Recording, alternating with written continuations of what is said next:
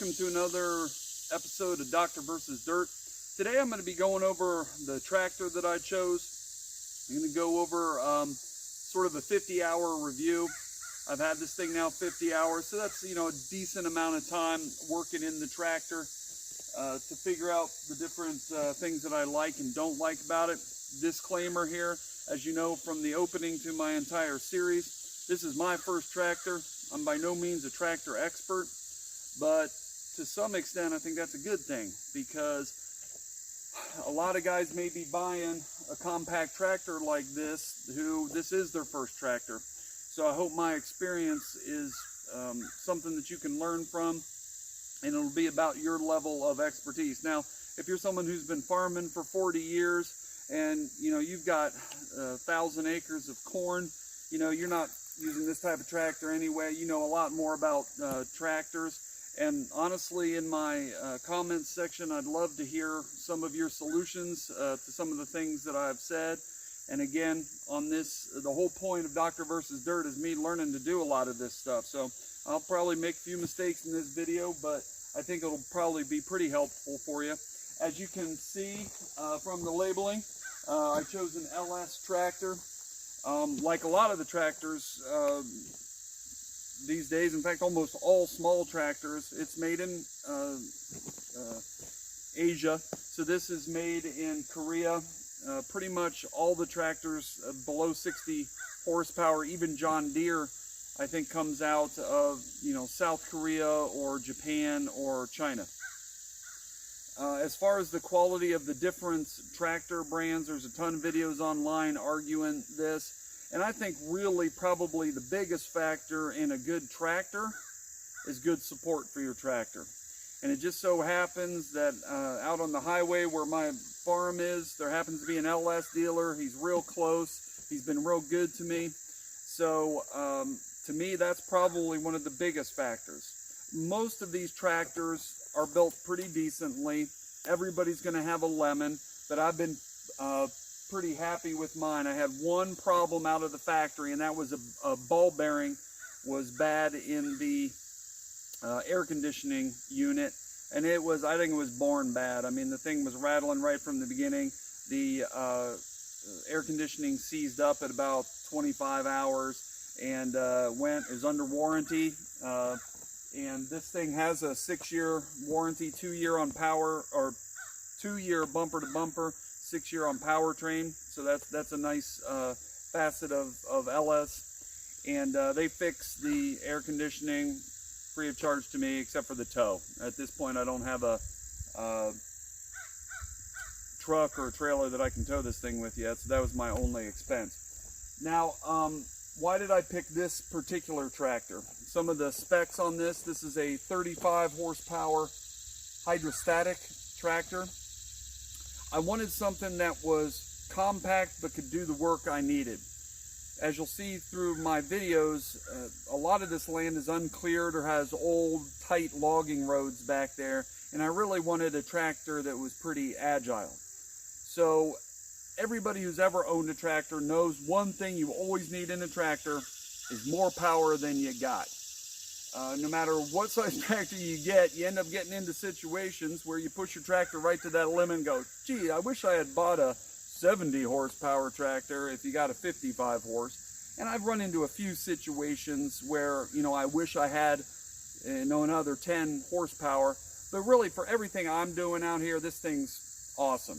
Okay, it runs a brush hog just fine. Would run up to a 7-footer.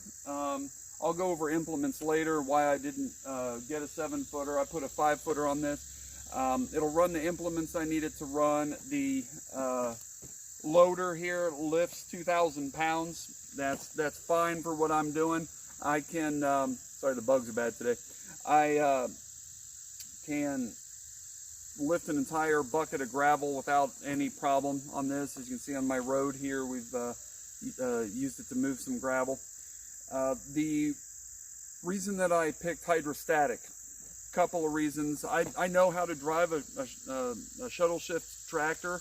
I had borrowed my buddy's McCormick that was a shuttle shift, 3x12, you know, 3 gears and then 12 gears within each. and I just found it a lot of work, honestly. I was just always doing something, and out here I'm in small little spots, I'm backing up, I'm doing a lot of bucket work, and that's really when a hydrostatic tractor is your friend. Now you lose a little power with the hydrostatic tractor, but again, I tried to gauge what I was going to do with this tractor, and 35 horses is fine for what I'm doing. The other thing is just the ease of use of that hydrostatic for other people in my family. My daughter's 11. I'm eventually going to have her using this thing. My wife, it's a lot easier to use. I had my 85-year-old dad out here mowing my field just because he loves to get outdoors and do some things out here on the property. It took me about 5 minutes to teach him how to use this tractor, and he could get out there and spin around. And that's a lot different with a shuttle shift. It's just more confusing for people who aren't used to that. So I love the maneuverability of this hydrostatic. It just has a forward and backward pedal, and I can just move in and out of stuff. Other things that made a big difference to me was the cab on this. You know, I'm out here in the middle of the summer. It's frequently mid-90s. Right now, the bugs, as you can see, it's early September, and the bugs are still horrible. They're smacking you in the face. They're all over you. My dad, who I wanted to be able to come out here, he's allergic to bees and wasps. So, you know, that helps him stay protected. And it does get cold here in the winter. There were a couple of days last year when I came out here, and it was in the low 20s. And I want to be able to, you know, still do stuff on my tractor and be reasonably comfortable. Now, I know that's weak, and all the guys without a cab tractor, I know that's weak, but the other thing is that the cab has your roll bar in it, so it's very safe if I should ever roll over, which I'm obviously going to try not to, but this cab has the roll bar system encased in it, so it's a nice safe tractor from that standpoint. The other thing that I liked about this tractor is the Tier 4 diesel engine. I love the smell of diesel fuel. I hate the smell of diesel exhaust. Always have since I was a little kid. Gives me a headache, can't stand it. This Tier 4 is so clean burning. It never gives me any problem. The cab is nice and clean. You know, the old John Deere classic, you know, smokestack coming out of it about this far from your nose. I just didn't want that. This comes out underneath the tractor. It dissipates before it gets to the cab. I've had no problems with it. As with any tractor, I like it because it's easy to work on. You can get under it easily, but that's most tractors. And just after my research, I just really liked LS. Now, a little bit about LS. They're out of South Korea. They used to partner with New Holland and make all the small New Hollands. I think it was 60 horsepower New Hollands were made by LS.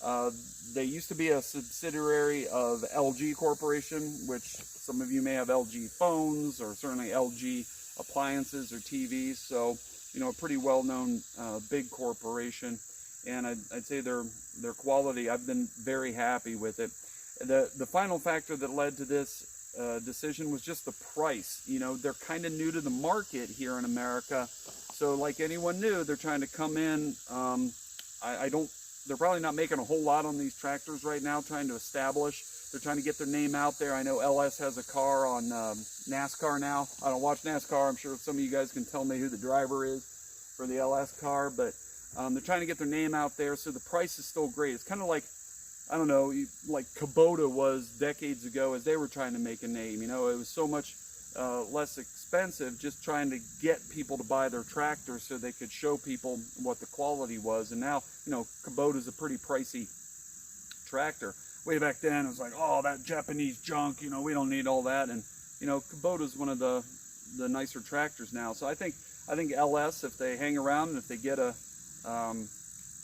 following, you know, they could definitely go that route because I've been very happy with their quality. Okay, here we are in the cab of the tractor. You can see it's got a very nice display. It lists the hours on it, here. I'm shooting this video a little bit later. I put a lot of hours on since I started the video. Shows you your voltage and your hours. Very nice bells and whistles over here. Here you can shut off your burn off. If it goes into the burn off cycle for the tier 4, you can pause it if you're out in the field so you don't set your field on fire. Here, turn signals, headlights, cruise control. Very nice feature that I love.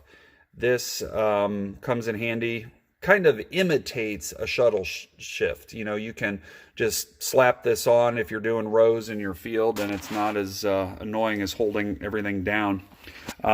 You've got horn, front headlights that are like the tractor lights. You've got blinkers for out on the road along with your turn signal. PTO switch, very simple, just on and off. Simple throttle. I'm going to go ahead and turn the battery off there. I love this. The hydrostatic is just forward and backward. Sorry, that's my stereo going off there as I turn off the power.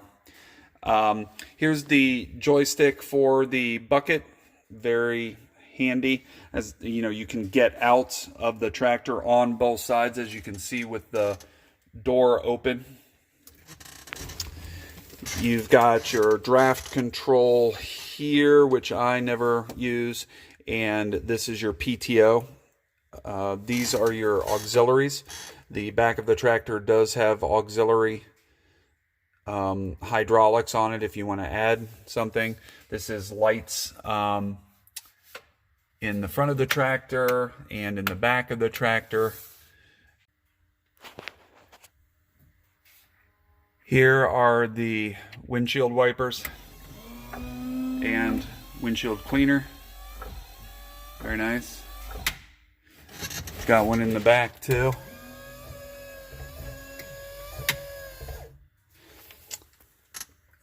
Different ways to set your set and return to your throttle speed if you use that. The seat in this thing is absolutely killer. Adjustable arms that you can adjust the height, how high up they are. The back window actually opens so you can look down at your PTO, which is very useful. Just to look down and see what's going on down there. Don't get scrap from your brush cutter right back in your face. Down to the side here, I have a little toolkit area that I actually have never opened. I wonder what's in there. And here's your emergency brake cab. So it's a nice spacious cab here. It's got my air conditioning, stereo, really nice control panel. And I'll turn her over. Nice armrests, very comfortable seat. Pretty huge factor. You know, if you can get a nice adjustable seat, it slides forward and backwards. You can adjust the tension on the spring. I still have the plastic on it just because I'm always sweating, and I'm just going to leave the plastic on until it dies. It just keeps all that nasty sweat from getting into the chair. Once the plastic comes off, I'll waterproof the chair. But everything in the cab I've been very happy with. Here you can see her all lit up. Different lights. You can see the big work lights on the top there. Real nice work lights in the back. That's a light bar that I had in there to show you the interior.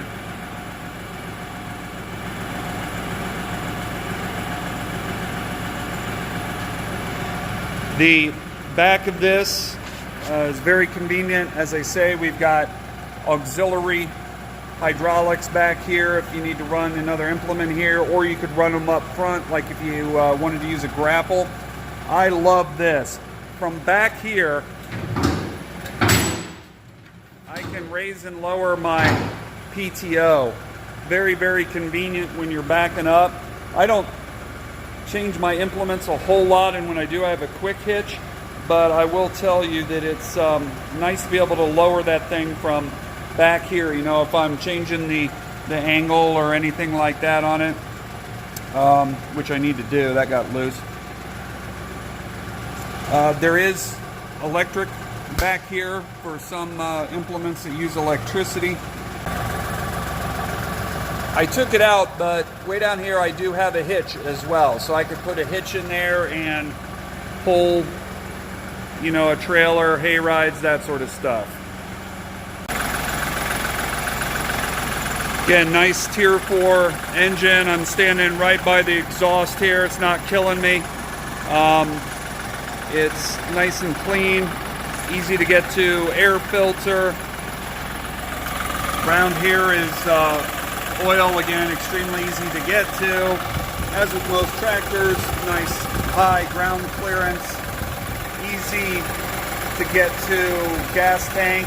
I may put some metal guards on this. About the only thing I can see here is that this is a little vulnerable, but it's pretty heavy duty plastic, but still. And these are industrial tires versus the ag tires. I chose to have them filled with antifreeze, not because I'm really worried about them freezing out here so much as just wanted the weight in them, and yeah. And that's about it. That's the overview of my baby. This is the LL3116 loader. Again, has about a 2,100 pound lift, and I think about 3,100 pounds breakout force. I will have to check that, and I'll put it in as text. So it's a beautiful night out here, sun setting, and it's been a great day on the farm. See you next time on Doctor versus Dirt.